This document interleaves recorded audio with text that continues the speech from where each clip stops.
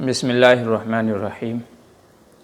मोहतरम नाज़रीन इकराम, अरबी सीखने सिखाने के ताल्लुक़ से ये 9वीं वीडियो है और आज की इस वीडियो के अंदर हम बात करेंगे ज़मीर मुनफ़सिल मंसूब। ज़मीर के माना हमने आपको बताया था कि किसी शख्स की तरफ इशारा करने के लिए, वो चाहे गायब हो, वो सामने मौजूद हो या ख़ुद हो, तो उसके बारे में इशारा करने के लिए जो लफ्ज़ लाया जाता है उसको ज़मीर कहा जाता है। तो ज़मीर मुनफ़सिल मरफ़ू वो ज़मीरें कहलाती हैं कि जो लफ्ज़ से अलहदा होती हैं, जैसा अंता, अंतुमा, अंतुम, अंती, ये कल बताया गया था कल की वीडियो के अंदर। आज की वीडियो के अंदर ज़मीर मुनफ़सिल मंसूब को बताना मकसद है, यानी वो चीज़ें जो दूसरे के साथ मिला करके उनको लाया जाता है, वो अकेले नहीं आएंगी बल्कि किसी न किसी जुमले के साथ मिल कर के आएंगी। तो ये ज़मीरें भी 14 हैं। ज़मीर मुनफ़सिल मरफ़ू और ज़मीर मुनफ़सिल मंसूब, इनके अंदर बहुत थोड़ा सा फ़र्क है, कुछ जुमलों का फ़र्क है, कुछ अल्फाज का फ़र्क है, वरना तकरीबन कई सारे एक दूसरे से मिलते जुलते हैं।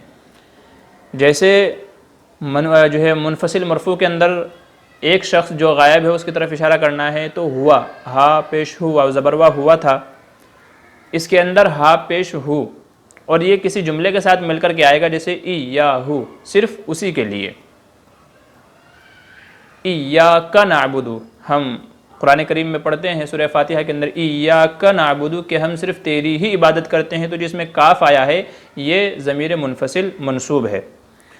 तो अगर एक शख्स के बारे में हमें बातचीत करनी है और ज़मीर मुनफ़सिल मंसूब हमें लेकर के आनी है, तो सिर्फ हा पेश हु किसी भी जुमले के आखिर में लगा देंगे, इय्याहु, उसका। और अगर दो लोगों के बारे में बातचीत करनी है तो फिर हुमा लफ्ज़ लेकर के आएंगे, हुमा। और अगर कई सारे लोगों के बारे में हमें बातचीत करनी है तो फिर हम लेकर के आएंगे, इय्याहु, इय्याहुमा, इय्याहुम। तो ये हो गया वाहिद मुज़क्कर गायब, तस्निया मुज़क्कर गायब, जमा मुज़क्कर गायब, यानी मर्द के बारे में है ये ज़मीरें लेकर के आएंगे, जबकि एक हो या दो हो या दो से ज़्यादा हो, जमा हो। और अगर औरत के बारे में ज़मीर मुनफ़सिल मंसूब लेकर के आएंगे तो फिर हा लेकर के आएंगे, हा अलिफ ज़बर हा। ज़मीर मुनफ़सिल मरफ़ू के अंदर औरत के लिए सीगा इस्तेमाल किया गया था हिया, और यहाँ पर इस्तेमाल किया जा रहा है हा, जैसे ई या हा, सिर्फ उसी का। तो ये दूसरे जुमले के साथ मिलकर के आएगा, ई या हा। मस्जिदु हा, औरत की मस्जिद, बैतु हा, औरत का घर। तो जो भी चीज़ें हैं, किसी अगर एक औरत के बारे में ज़मीर मुनफ़सिल मंसूब के ज़रिए से इशारा करना है तो उसके लिए हा लफ्ज़ का इस्तेमाल होगा। और अगर दो औरतें जो गायब हैं उनके बारे में, यानी यूँ कह लें तस्निया मुअन्नस गायब, तो उसके लिए हुमा लफ्ज़ इस्तेमाल होगा। और अगर जमा मुअन्नस गायब के लिए लफ्ज़ लेकर के आना है तो उसके लिए हुन्ना का लफ्ज़ लेकर के आएंगे, जैसे इय्याहुन्ना, इय्याहुन्ना।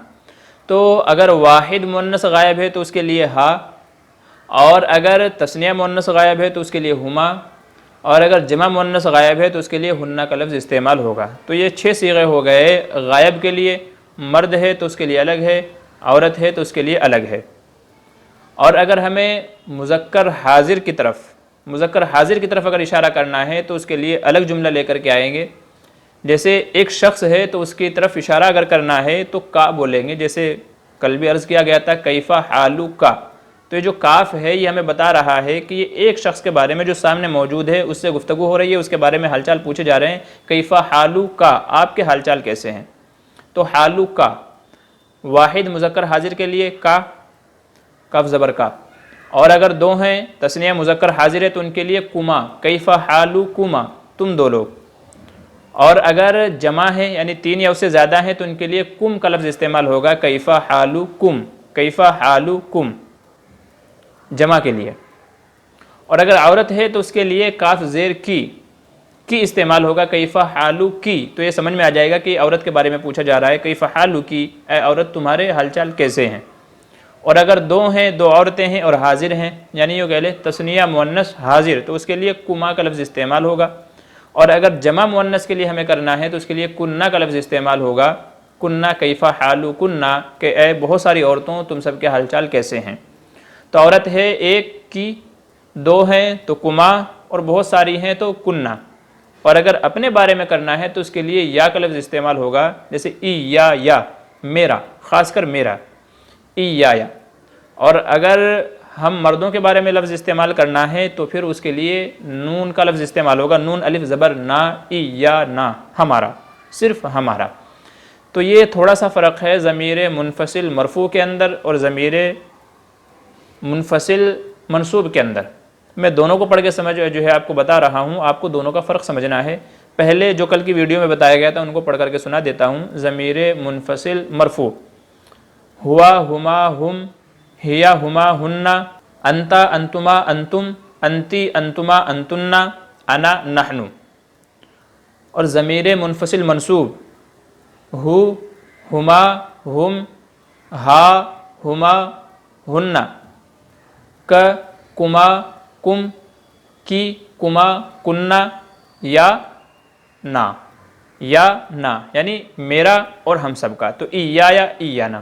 تو یہ ضمیر منفصل منصوب جتنے بھی ہیں یہ کسی دوسرے جملے کے اخیر میں جڑ کر کے آئیں گے، جبکہ ضمیر منفصل مرفوع جو ہیں وہ خود علیحدہ جو ہے بولے جائیں گے اور علیحدہ سے لکھے جائیں گے، وہ الگ سے آئیں گے، کسی جملے کے ساتھ مل کر کے نہیں آئیں گے۔